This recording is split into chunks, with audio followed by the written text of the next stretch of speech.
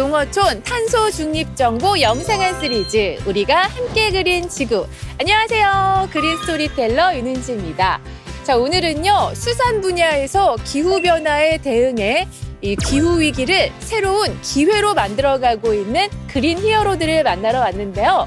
자, 오늘의 주인공들이 계신 곳은 바로 이곳입니다. 지금부터 함께 가보시죠.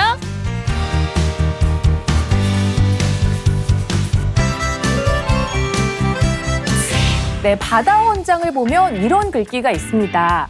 바다는 생명의 근원이자 생존의 토대이며 현재와 미래를 위해 소중하게 아끼고 가꾸어야 할 인류의 마지막 희망이다.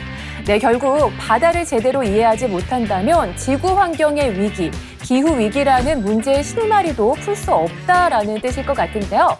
자, 그래서 이런 실마리를 풀어나가고 있는 멋진 그린 히어로 분들이 지금 제 옆에 나와 계십니다. 만나볼게요. 안녕하세요. 안녕하세요.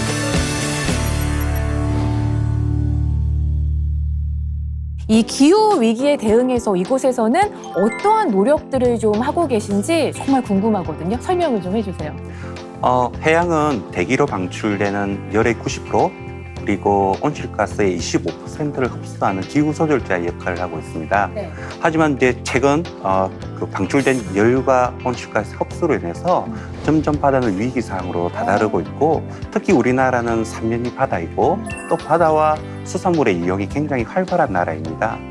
그래서 저희 해양수산부에서는 2021년 12월 달에 탄소 중립 로드맵이라는 것을 발표를 했고요. 온실가스의 저감 목표라든지 네. 흡수 수단이 잘 이행되고 있는가 점검을 하고 있습니다. 네, 그렇다면 수산 분야에서 탄소 배출량은 어느 정도나 되는지 좀 궁금해요. 2018년 기준으로 수산어촌 분야의 탄소 배출량은 304만 톤 정도가 되고요. 하지만 이제 다양한 정책이나 연구 개발을 통해서 이것을 획기적으로 줄이려고 하고 있습니다. 네. 2050년에는 11.5만 톤까지 탄소 배출량을 줄이려고 하고 있습니다. 네. 그런데요, 여기서 궁금한 건 제가 듣기로는 이 무엇보다 수산 부분은요, 뭐 농업 부분이나 산업 부분과는 또 다르게 접근을 해야 된다라는 이야기가 있어요. 수산업 부분의 탄소 배출량은 네. 국가 전체 온실가스 배출량에서 보면 0.4% 정도로 굉장히 그 배출량 자체가 미미한 상태이고요. 네. 우리나라는 전 지구 해역에서 가장 수온 상승률이 높은 해역이고 또 전 세계 해역에서 어획 강도 가장 높은 해역 중에 하나입니다. 따라서 환경 변화에 따른 기후 변화 취약성이 굉장히 높은 해역이기 때문에 네. 기후 변화에 적응을 어떻게 하느냐가 굉장히 중요하게 작용됩니다. 네. 특히 지난 7월 같은 경우는 평년에 비해서 수온이 2에서 4도 정도 높은 굉장히 이례적인 높은 수온을 보여줬는데요. 네. 그런 높은 수온이 발생하는 경우가 굉장히 빈번하게 나타나고 있습니다.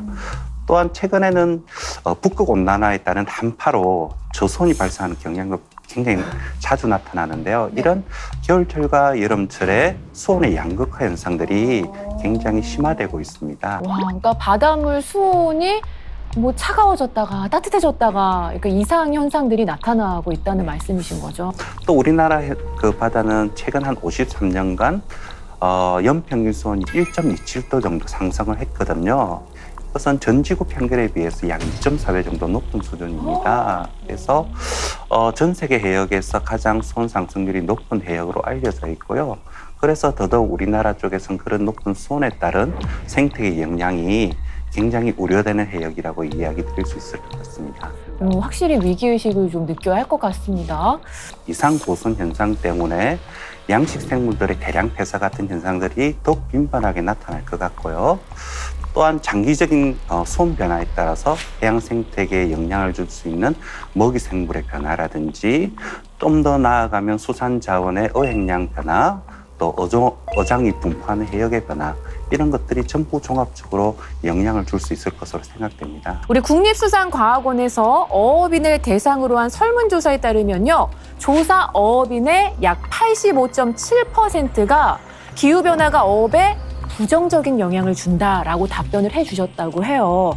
자, 부정적인 요인으로는 생산량 감소를 가장 많이 답변을 해주셨다고 하는데, 이렇다면 이게 이제 또 직접 느끼는 심각성이 또 있으신 거잖아요. 정책들, 대안이 좀 마련돼야 될 것 같거든요. 우리나라 해역의 미래를 예측하는 기술이 굉장히 중요하고요.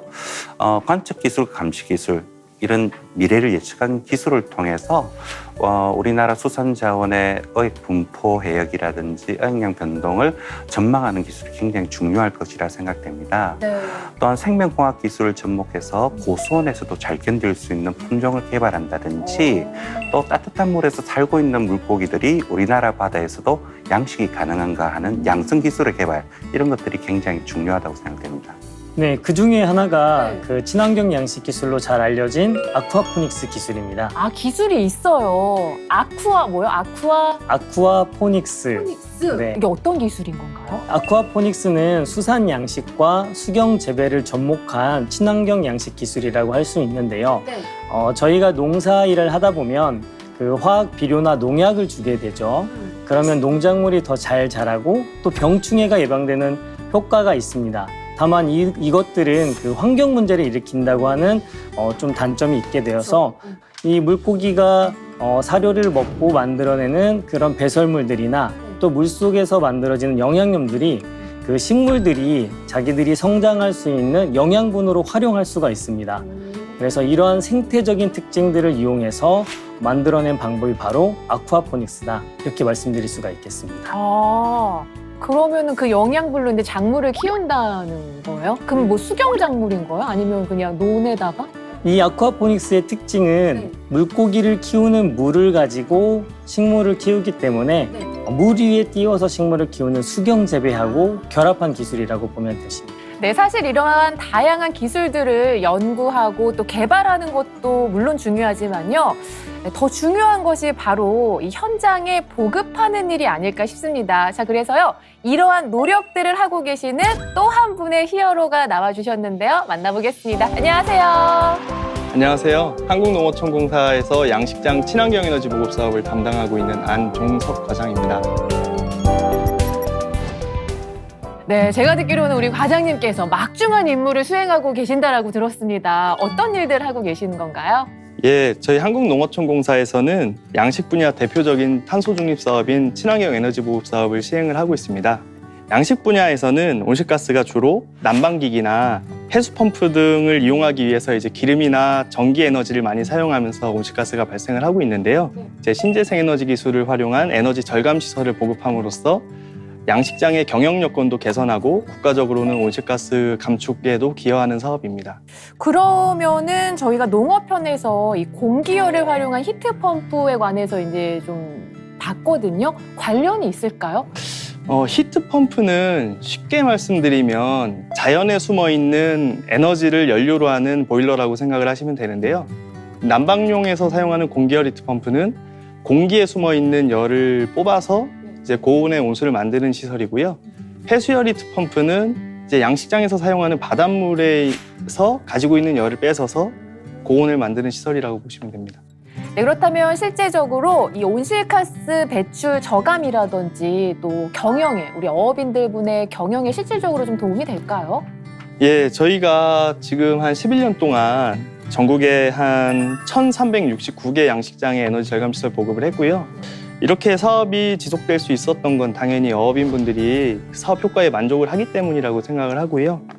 히트펌프의 경우에는 이제 기존의 경유 보일러를 사용했을 때보다 난방비가 1년에 평균 53% 정도 줄어들었다, 이렇게 말씀을 하셨고, 그리고 이제 이런 에너지 절감 시설 보급이 되면서 양식 환경도 개선되고 또 그 어업인분들이 출하 시기를, 난방비 부담이 없으시다 보니까 출하 시기를 자유롭게 조정을 하실 수 있게 되시거든요. 그러다 보니까 매출액도 증가됐다. 자, 그래서 준비했습니다. 자, 친환경 에너지 절감 기술을 실천하고 계신 분을 저희가 만나고 왔는데요. 화면으로 확인해 보시죠.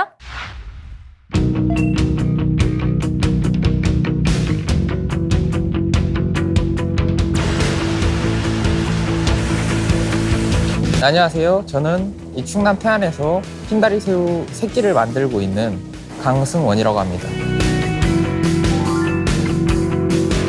우리나라의 전체에 필요한 흰다리 새우 새끼 생산량이 한 12억 마리 정도 되는데, 이제 그 중에서 저희가 한 4억에서 5억 마리 정도 생산해서 분양을 해주고 있습니다. 이제 각 지자체에서 친환경 에너지 사업이라는 걸 보급을 하기 시작했어요. 처음에는 딱 들었을 때는 그냥 뭐 친환경 에너지 어떤 건지도 몰랐는데, 이제 히터펌프라는 장비를 처음에 딱 보고 나서는 아, 정말 이 장비가 좋은 장비구나. 이제 우리도 도입을 하기 시작해야겠다. 이제 히터펌프가 있기 전에는 연료만 가지고 물을 이제 보일러를 사용해서 물을 데웠었는데 이제 히터펌프를 사용하면서 기름을 떼는 양이 한 절반 정도밖에 안 돼요. 지금 그때에 비해서. 생물을 키우다 보면 모든 생물들이 다 깨끗한 물에 살아야 되잖아요. 사료 찌꺼기도 많이 나오고 이제 그걸 다 청소하려면 또 새물이 들어가야 돼요. 수조 하나에 뭐 20톤, 30톤 이 정도의 물을 환수하다 보니까 수조가 여기 가용되는 수조가 100개가 넘습니다. 바이오플락 기술을 도입하고 나서는 이제 물 자체를 환수를 안 하고 그 상태로 갈 수 있기 때문에 연료비도 덜 들어가고 그리고 배출되는 이제 더러운 물도 이제 없어지는 거죠. 이제 환경이 점점 안 좋아지고 있잖아요. 그 환경을 이제 정화할 수도 있는 뭔가 좀 더 탄소를 적게 배출하고 또 이 사육수를 내보내더라도 좋은 사육수가 배출수가 나갈 수 있게끔 이제 그런 양식장을 만들고 싶습니다. 네, 이렇게 해서요. 히트펌프로 탄소 배출 저감을 실천하고 계시는 또 한 분의 그린 히어로까지 만나보셨습니다. 박사님, 화면으로 보니까요. 바이오플락이라는 또 기술을 보여주셨는데 이게 어떤 건가요? 네, 바이오플락 양식 기술은 물속에 있는 유용한 미생물을 이용해서 물고기에게 해로울 수 있는 단백질이나 이런 질소 화합물들을 제거해주는 기술로서 무한수 그리고 무병 그리고 무항생제가 가능한 그 잘 알려진 친환경 양식 기술이라고 할 수 있습니다. 정말 그야말로 친환경적인 기술이네요. 네, 이렇게 해서 오늘 정말 네 분의 그린 히어로 분들을 만나보셨는데요. 자, 그렇다면 마지막으로요. 앞으로의 이제 남은 과제나 계획, 목표가 있으면 어떤 것들이 있는지 한 말씀씩 부탁드릴게요. 네, 우리나라 해역의 해양 환경이나 수산 자원의 감시, 간척, 그리고 전망을 할 수 있는 기술 개발을 위해서 노력을 할 계획이고요. 또 수산 자원이 기후 변화에 따른 영향, 그리고 양식 기술의 개발을 통해서 기후 위기를 대처할 수 있는 방안, 이런 것들을 노력을 할 계획입니다. 사실 세계적으로 그 탄소 중립, 에너지 절감에 대한 문제가 커지고 있고 또 국내적으로도 어촌의 인구가 감소하거나 고령화에 따라서 사실 수산업에 매우 큰 위기가 닥쳐 있다고 할 수 있습니다. 다만 이 위기를 기회로 삼아서 친환경 양식 기술을 개발하고 또한 4차 산업혁명 시대를 맞이해서 인공지능이나 빅데이터를 활용한 스마트 양식과 결부할 수 있다고 하면 이는 아마 수산업의 큰 도약의 계기가 될 수 있을 것으로 생각됩니다. 예, 저희 공사에서는 지난 10년간 양식 분야의 에너지 절감을 통한 온실가스 감축을 위해 여러 가지 다양한 노력들을 해오고 있었습니다. 양식, 가공, 유통 이 전 분야에 대한 에너지 절감 계획을 하고 있고요. 앞으로 가공, 유통 분야 다양하게 사업을 확대해 나갈 계획입니다. 네. 자, 이렇게 해서 오늘 그린 히어로 분들 만나보셨는데요. 나와주신 세 분도 멋진 활약 기대하겠습니다. 자, 우리 모두가 각자의 자리에서 탄소 배출을 줄일 수 있는 작은 노력들을 실천한다면 이 희망찬 탄소 중립 시대를 맞이할 수 있지 않을까라는 생각이 드는데요. 네, 그럼 저희는 여기서 이만 인사드릴게요. 함께해 주신 여러분 고맙습니다.